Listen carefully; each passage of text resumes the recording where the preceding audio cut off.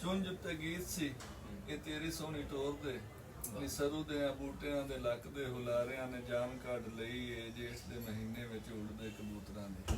ਵਾਹ ਵਾਹ ਵਾਹ। ਉੜਦੇ ਕਬੂਤਰਾਂ ਦੀ ਅੱਖ ਪੜ ਲਈ ਏ ਨੇ ਜਿਨ੍ਹਾਂ ਤੇਰੇ ਰੂਪ ਨੂੰ ਇਹ ਸੁਪਨੇ 'ਚ ਤੱਕਿਆ।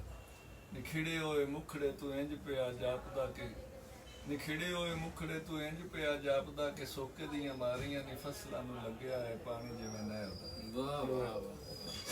ਪਾਣੀ ਜਿਵੇਂ ਨਹਿਰ ਦਾ ਨੀ ਪੋਹ ਦੇ ਮਹੀਨੇ ਵਿੱਚ ਸਾਰੀ ਰਾਤ ਜਾਗ ਕੇ ਤੇ 14ਵੀਂ ਦੇ ਚੰਨ ਨਾਲ ਗੱਲਾਂ ਰਵੇ ਕਰਦਾ ਨੀ ਸੀਨੇ ਤੇ ਸਵਾ ਕੇ ਸਵੇਰ ਦੀ ਉਡੀਕ ਵਿੱਚ।